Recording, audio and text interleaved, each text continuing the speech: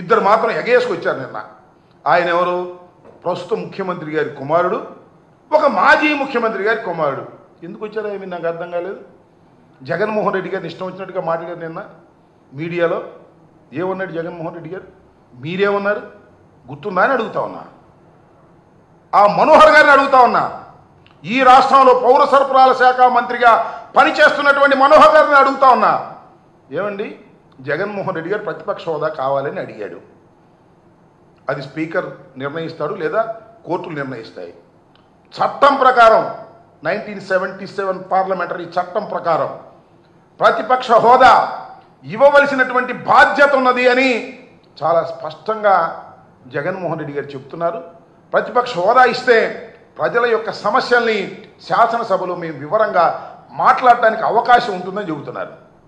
ఏమంటాడు పవన్ కళ్యాణ్ గారు? మీకన్నా మాకు ఎక్కువ వచ్చినాయి, 27 వచ్చినాయి, మేము ప్రధాన ప్రతిపక్షం అంటాడా? రమ్మను ప్రధాన ప్రతిపక్షం తీసుకోమని ఉప ముఖ్యమంత్రి మానేసి ప్రధాన ప్రతిపక్షాన్ని తీసుకోమని నేను మనవి చేస్తున్నా, చెప్పమంటున్నా. అది మాత్రం కాదు, అధికారం కావాలి, ఆయనకి కావాలి, వాళ్ళ అన్నయ్యకి కావాలి. ప్రతిపక్ష హోదా మాత్రం రెండో వాళ్ళకి ఇవ్వడానికి వీల్లేదు. సరే, ఇదే విషయాన్ని మొన్న పత్రికా విలేకరులు అడిగితే ఎక్కడిగా జర్మనీ వెళ్ళమంటాడా? ఏమిటా వ్యంగ్యం? నాకు అర్థం కాల. ఏమిటా చతురత? ఏమిటా వ్యంగ్యం? ఏమిటా మాటలు? మీరు వ్యంగ్యంగా మాట్లాడితే మేము భరించాలి, మేము మాత్రం కాముగా ఊరుకోవాలి. మేము మాట్లాడితే మీరు భరించలేరు. ఏమండి, నిన్న జగన్మోహన్ రెడ్డి గారు ఏమన్నారండి? ఈ విధంగా పవన్ కళ్యాణ్ గారు అంటున్నారంటే ఏమన్నాడు జగన్మోహన్ రెడ్డి గారు? ఆయన ఏముంది, మొదటిసారి ముఖ్యమంత్రి అయ్యాడు, కార్పొరేటర్కి ఎక్కువ, ఎమ్మెల్యేకి తక్కువ అన్నాడు.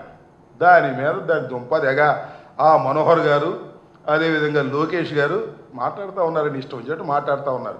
ఏమంటాడు? తాడు బొంగరం లేదంట ఈ పార్టీకి.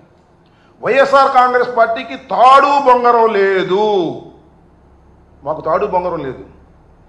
జనసేనకు మాత్రం తాడు ఉంది, బొంగరం ఉంది, తాళి ఉంది, పుస్తులు ఉన్నాయి, ఎక్కడ పెడితే అక్కడ కట్టేయడానికి. మాకు మాత్రం తాడు బొంగరం లేదు.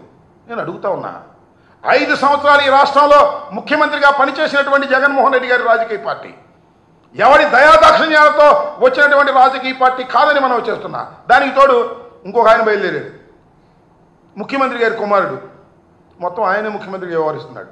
జగన్మోహన్ రెడ్డి గారు అంటే తండ్రి శవం అక్కడ ఉండగానే సంతకాల కోసం బయలుదేరాడంట. పిచ్చోడా?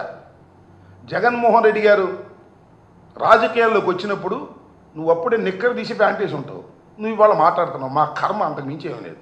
కారణం ఏంటంటే నువ్వు నారా చంద్రబాబు నాయుడు గారి కుమారుడు కాబట్టి నీకు ఆ వెలుగు వచ్చింది. చుట్టూరా ఉన్న రాజకీయ పక్షాలన్నీ కూడా నేను మనవి చేస్తున్నా, ఎవరి సంతకంతోనో ఎవరి దయాదాక్షిణ్యంతోనో రాజకీయాల్లో వెలుగొందలేదు జగన్మోహన్ రెడ్డి గారిని మనవి చేస్తున్నా.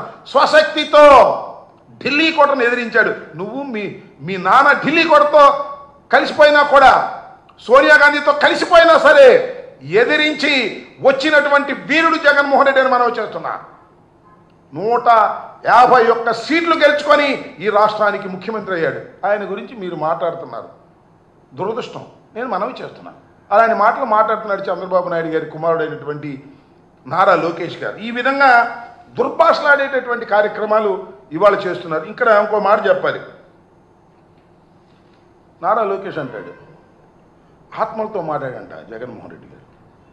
ఒక పిచ్చి పత్రిక, నీ పత్రిక, మీ నాన్న దయాదాక్షిణ్యాలతో ఉన్న పత్రిక, పేరు చెప్పడానికి ఏం సందేహపడు. అసలు ఆంధ్రజ్యోతి ఏబిఎన్ రాధాకృష్ణ రాస్తాడు ఒక కథనం, పిచ్చి కథనం. జగన్మోహన్ రెడ్డి గారు ఆత్మలతో మాట్లాడారని మీరే రాంచుతారు. ఇవాళ మీరు ఆత్మలతో మాట్లాడి, ఏ ఆత్మతో మాట్లాడి సెట్ అయ్యారు? మేము మాట్లాడతాం ఆత్మలతో. ఆత్మలు మాకు చెబుతున్నాయి. 3 ఆత్మలు ఉన్నాయి. ఆ ఆత్మలు ఏం చెబుతున్నాయో తెలుసా? చంద్రబాబు నాయుడు అంత నీచుడు ఎవరు లేరు.